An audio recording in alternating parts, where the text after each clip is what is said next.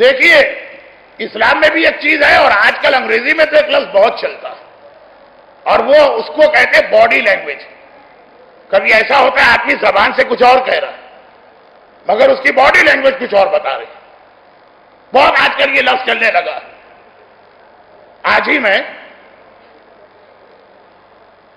Australia کا اخبار دیکھ رہا تھا, لکھا تھا کہ ریکی پونٹنگ نے اپنے آپ کو فٹ قرار دے کے ٹیم میں شمولیت اختیار کی, مگر جس انداز سے 2 میچوں میں وہ آؤٹ ہوا مجھ کو تو پتہ ہی نہیں. یہ ریکی پونٹنگ کسی آدمی کا نام ہے کہ کسی گھوڑے کا نام ہے کہ کسی شراب کا نام ہے کہ کسی کباب کا نام ہے. الفاظ جو میں نے پڑھے وہ میں بتا رہا ہوں. یہ بھی نہیں پتا آدمی ہے تو کب زخمی ہوا تھا تو کب وہ صحیح ہوا. کہا جس طرح 2 میچوں میں وہ آؤٹ ہوا تو اگرچہ اس نے زبان سے کہا میں فزیکلی فٹ ہوں لیکن اس کی باڈی لینگویج بتا رہی ہے کہ اس کی کوہنی کا زخم اب تک موجود. مجھے باقی تو کچھ سمجھ میں نہیں آیا, باڈی لینگویج کا لفظ سمجھ میں آیا کہ ہاں کبھی آدمی زبان سے کچھ کہتا اس کا انداز کچھ اور ہوتا. ہاں جہنم میں ڈالیں کھیل تماشے والے کھلاڑیوں کو. ہم آ جائے شریعت پر.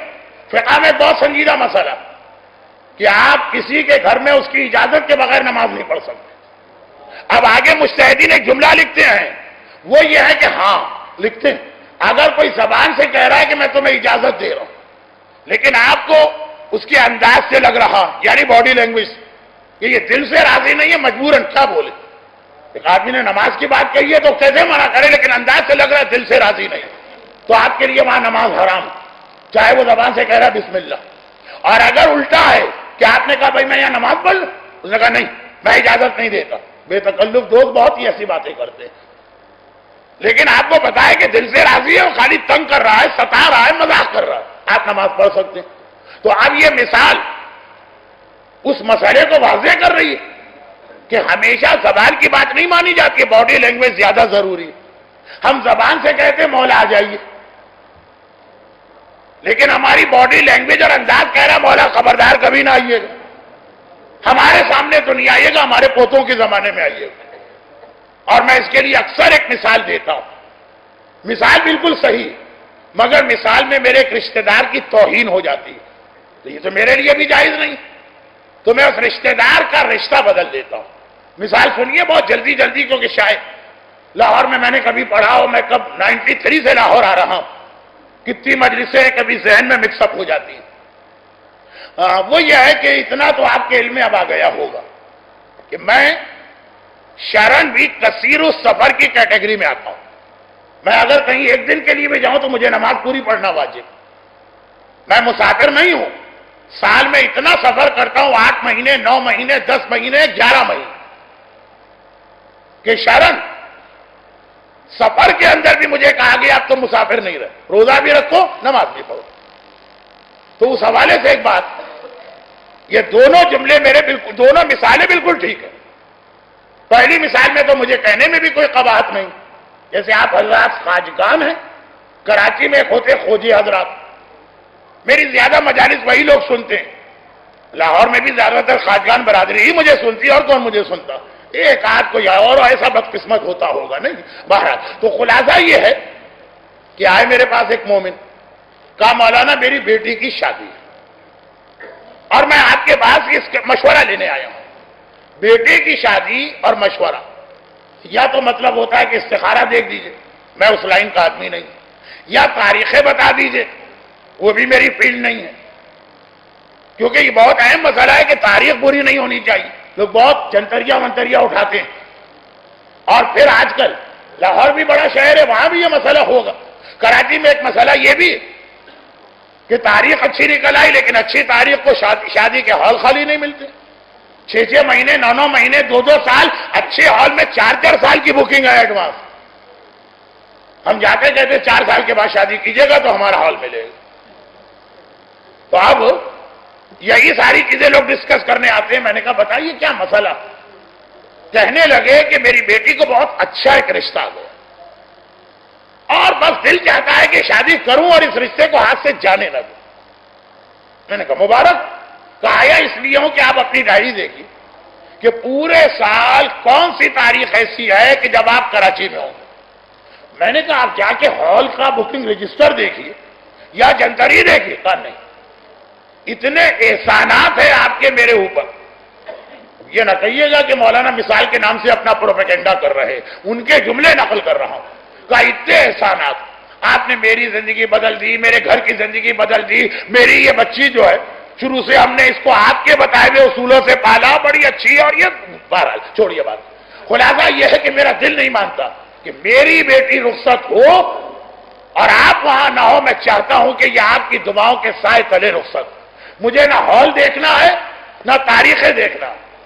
آپ کی ڈائری میں جس تاریخ کو آپ کراچی میں خالی ہوں شادی اسی دن رکھی جائے.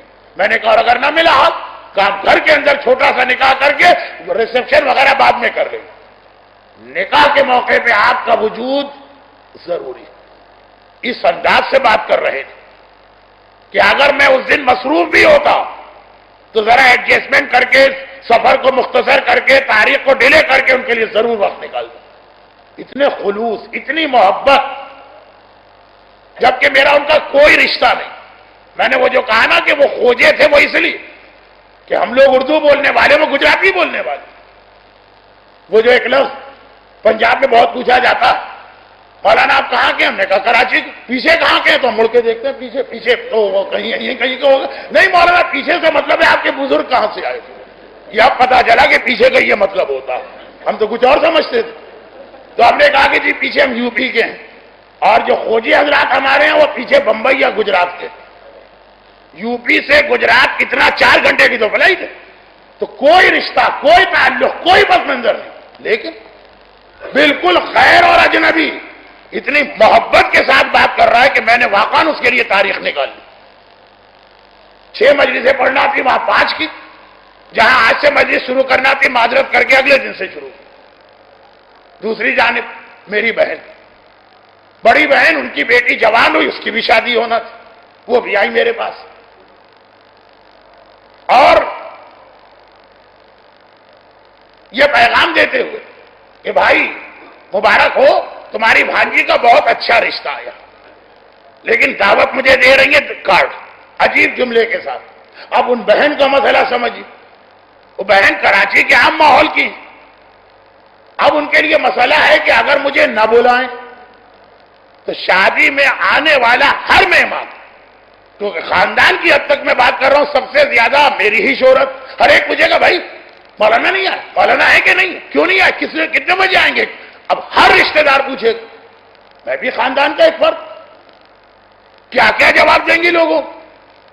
اور اگر بلا لیں تو بقول ان کے کہ شادی کا سارا مزہ ختم ہو جائے گا. یہ آئیں گے تو یہ یہاں بھی اپنی تبلیغ شروع کر دیں گے. سب سے پہلا کام کریں گے ویڈیو ریکارڈ کرنے والے کو اٹھا کے باہر پھینکیں گے. شرعاً اجازت نہیں ہے کہ ویڈیو ریکارڈ کرنے والا عورتوں میں جائے. یہاں ہمارے یہاں ویڈیو ریکارڈر جو ہے وہ عورتوں کا سب سے بڑا محرم مانا جاتا ہے. اسے اجازت ہے کیمرہ لے کے عورتوں میں غصہ چلا جا رہا ہے، نہ کوئی روکتا ہے نہ کوئی ٹوکتا. وہ پہلی پابندی یہ لگائیں گے.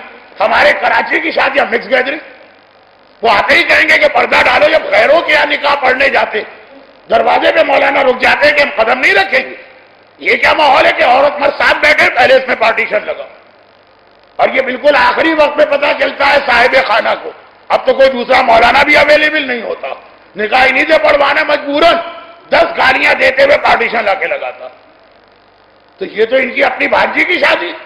پھر ہمارے یہاں شادی بیاہ میں گانے کے بغیر تو شادی ہوتی ہی نہیں. شروع میں حدیث قصہ پڑھی جاتی ہے 5 منٹ کی، لیکن 5 دن گانے چلتے. حدیث قصہ سے پہلے 2.5 دن، حدیث قصہ کے بعد 2.5 دن. ہم تو ذرا بزنس مین ہیں نا، اس کو بھی راضی رکھو اس کو بھی راضی رکھو. حدیث قصہ پڑھ کے پنجتن کو خوش کرو، گانے گا کے شیطان کو خوش کرو. دونوں ہی آ جائے، دونوں ہی سے کبھی کام پڑ سکتا. آخرت میں پنجتن کام آئیں گے، دنیا میں تو شیطان ہی کام آتا ہے نا. اس سے تعلقات بگاڑو نا اس سے. یہ آئیں گے مولانا تو آتے ہی ہنگامہ جوت دیں گے. خاندان والے میرے بارے میں کہتے ہیں کہ بھائی تم تو ایسے ہی شادی کرواتے ہو.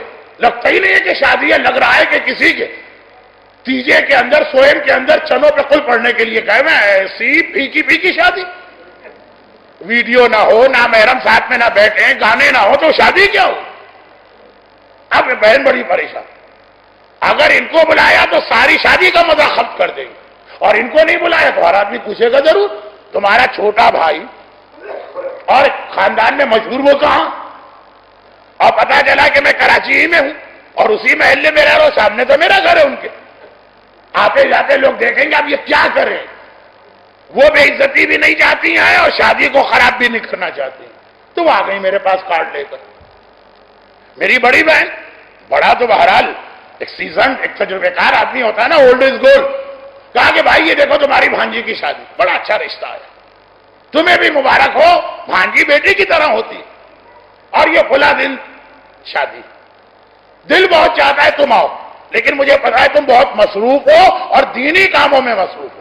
تمہاری تبلیغ ماشاءاللہ. میں دل میں حیران کہ ہمیشہ میری تبلیغ پہ مجھے گالی دینے والی بہن آج یہ میری تبلیغ پہ تعریف کیوں کر رہی. بھائی کہیں پہ کوئی دعوت آئے، کوئی تمہیں بلائے، کوئی مجلس ہو، کوئی درس، میرا خیال نہ کرنا، میں برا نہیں مانوں گی. یہ میں سوچنا کہ بھانجی کی شادی چھوڑ کے کیسے جاؤں. چلے جانا، تم جہاں بھی ہوگے وہاں سے دعائیں بھیجنا، ہمیں تمہاری دعائیں چاہیے. آؤ نہ آؤ اس سے فرق نہیں پڑتا ہے، وہ بہت نیکی کا کام تم کر رہے ہو. دنیا کے کسی علاقے سے، صحرائے گوبی یا صحرائے افریقہ سے بھی کوئی بلائے تو منع مت کرنا. مجھے اتنی کوئی فکر نہیں ہے کہ اپنی خاطر تمہاری تبلیغ کے راستے میں رکاوٹ بنوں. 50 دفعہ تو انہوں نے کہا چلے جانا، چلے جانا، چلے جانا، کوئی بلائے چلے جانا. کہ اگر میں خالی بھی ہوتا تو ان کے گھر تو کم از کم نہیں جاتا. کارڈ دے رہی، بعد میں اگر میں شکوہ کروں تو 50 خاندان والوں کے سامنے بیٹھ کے کہیں جھوٹ بول رہا میرا بھائی، میں نے کارڈ دیا، میں نے بلایا تھا. لیکن بلایا 3 دفعہ تھا اور 300 دفعہ کا چلے جانا، چلے جانا، چلے جانا. کوئی بلائے کہیں بلا. کیا میں اتنا سمجھدار نہیں ہوں کہ یہ دعوت کس طرح کی دی جا رہی؟ وہ غیر ہے، اجنبی ہے، اس سے میرا کوئی تعلق نہیں. حتیٰ ہم دونوں کی زبان بھی مشترک نہیں ہے پاکستان میں رہنے کے باوجود. اس کی خاطر میں نے اپنے پروگرام بدلے اور اس کی شادی میں گیا، اتنے خلوص سے بلایا. اور یہ بہن ہے، سگی بھانجی ہے، اور اس انداز سے بلایا کہ میں اس دن خالی بھی بیٹھا تھا گھر میں، ان کے یہاں نہیں آیا. اچھا اصل جو رشتہ دار میرے تھے جن کا یہ واقعہ، ان کا میں نے رشتہ نہیں لیا کیونکہ ان کی توہین ہو. بہن کی مثال کیوں دی؟ کیونکہ میری کوئی سگی بہن ہی نہیں ہے، اس لیے اس حوالے سے ان کی توہین نہیں ہوگی. لیکن واقعہ سچا ہے، ایسے ہی بہن جیسے قریبی رشتہ دار کا. میں کم عقل آدمی، میں جاہل آدمی، جب میں سمجھ گیا کہ زبان سے بلاوا دینا مگر انداز یہ کہہ رہا ہے کہ تمہاری ضرورت نہیں ہے، تم آ کے گڑبڑ کرو گے، نہیں چاہیے تم، تو میں نے آنے کو تیار نہیں ہوا. امام معصوم تو عقل کل ہے، باب مدینۃ العلم ہے. امام معصوم خطیب ممبر سلونی، کیا وہ نہیں دیکھتے کہ یہ بزنس مین جو بلا رہا ہے آ جائیے، یہ نوجوان جو ڈسکو میں جا رہا ہے کہہ رہا ہے آ جائیے، یہ عورت جو بے حجاب گھوم رہی ہے آ جائیے، یہ زبان سے کہہ رہے ہیں آ جائیے، ان کا عمل یہ کہہ رہا ہے کہ مولا ابھی نہ آئیے، ابھی ہم تیار نہیں ہیں آپ کے لیے. کیا امام یہ بات محسوس نہیں کریں گے جو مجھ جیسا جاہل و کم عقل محسوس کر لیتا؟ یہی وجہ ہے کہ ہم اجل اللہ کہتے کہتے گلا سوکھ جاتا، آواز بیٹھ جاتی ہے، زبان گر جاتی ہے، امام نہیں آتے. کیونکہ ہمارا انداز ہی وہ ہے جو میری بہن کا انداز ہے کہ 3 بار کہتے بھائی آ جانا، 500 مرتبہ کہتے نہیں آنا. مولا ہمارے دادا بھی آپ کو بلا رہے تھے، آپ نے ان کی بات سنی نہیں آئی. ہمارے باپ نے بھی زندگی بھر آپ کو بلایا، آپ نہیں آئے. تو مولا آپ کا کیا بگڑے گا اگر ہمارے سامنے بھی نہ آئے. یہ ہماری مکس گیدرنگ ہم سے نہیں چھوٹ رہی، یہ بے حجابی ہم سے نہیں چھوٹ رہی، یہ گانے بجانے کا شوق ہم سے نہیں چھوٹ رہا، یہ نمازیں ہم سے نہیں پڑھی جا رہی ہیں، یہ بزنس پارٹنر کا حق ہم کو نہیں دیا جا رہا، یہ دکان پہ بیٹھ کے حرام و حلال کا خیال ہم سے نہیں رکھا جا رہا. اور وہ امام آئے گا کیوں؟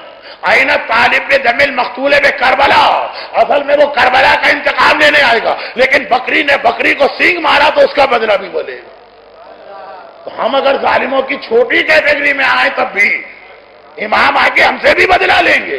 یہی وجہ ہے کہ چونکہ یہ آواز ہمارے دل سے نہیں نکل رہی، خالی زبان سے نکل رہی. بھائی میں جرنلائز نہیں کر رہا ہوں، اکثریت کی بات کر رہا ہوں. ہے کوئی ایسا جس نے اجل اللہ کہہ کے اپنے گھر سے میوزک نکال دی، جس نے الاجل کہہ کے اپنے گھر کی خواتین کو حجاب والا بنایا؟ اجل اللہ کو سمجھا ہو کہ اس کا مطلب کیا ہے؟ بلا رہا ہوں. برحمتك يا أرحم الراحمين وصلى الله على محمد وآله الطاهرين.